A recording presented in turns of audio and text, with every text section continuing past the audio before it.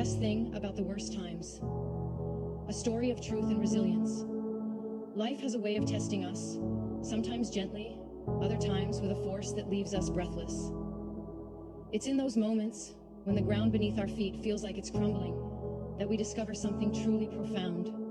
Not everyone is who they claim to be. And while the worst times of our lives can feel suffocating, there's an unexpected gift hidden within them. The chance to see the true colors of everyone around us. Think back to your darkest hour. Maybe it was a heartbreak that left you questioning love. Or perhaps it was a professional setback that made you doubt your worth. Maybe it was grief so heavy that breathing itself felt impossible.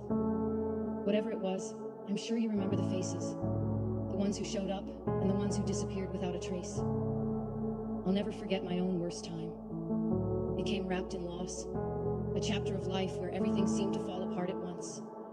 Friends I thought would stand by me vanished into thin air, offering empty words or no words at all. Meanwhile, people I barely expected, like a distant co-worker or an old acquaintance, showed up with kindness I didn't even know existed. They brought soup when I couldn't cook, sat silently beside me when I couldn't speak, and reminded me that I wasn't alone, even when it felt like I was. That's the thing about adversity. It strips away pretenses. When life gets hard, some people retreat because they don't know how to handle it. Others rise to the occasion, revealing depths of compassion and strength you might never have seen otherwise. And then there are those rare souls who stay steady through it all, the anchors in your stormy seas. These are the people worth holding on to, not because they're perfect, but because their loyalty shines brightest when you need it most. But here's what else happens during these trials. You start seeing yourself more clearly too. You learn which relationships lift you up and which ones weigh you down. You realize that not every person deserves space in your world, and that's okay. Pain teaches you to value authenticity over popularity, depth over surface level connections. It forces you to reevaluate who you let into your inner circle and who you choose to keep out. And isn't that empowering? Yes, the worst times hurt.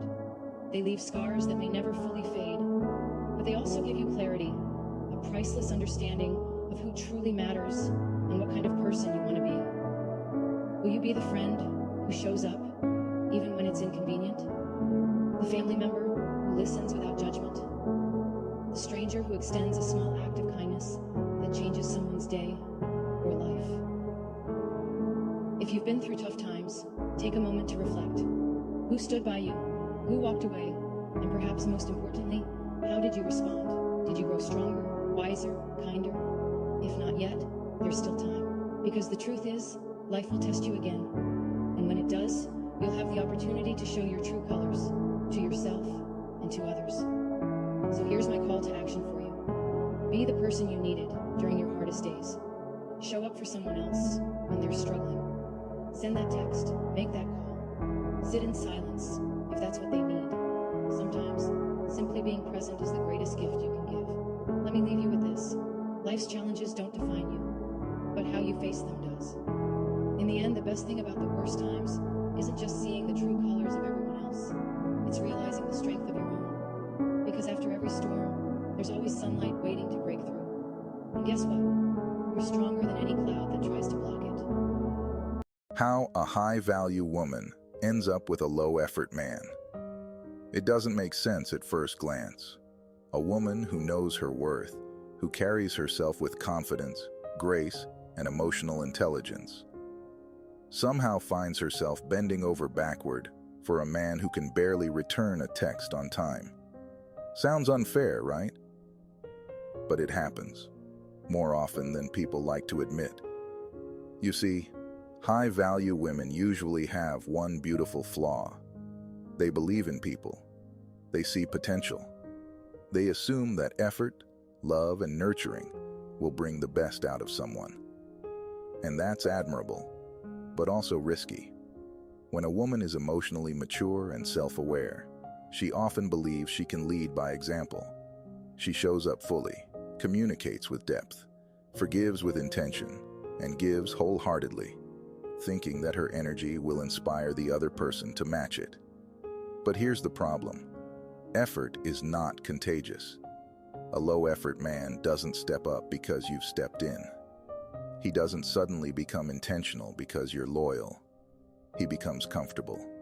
He gets used to the perks without ever having to earn them. And little by little, the dynamic shifts.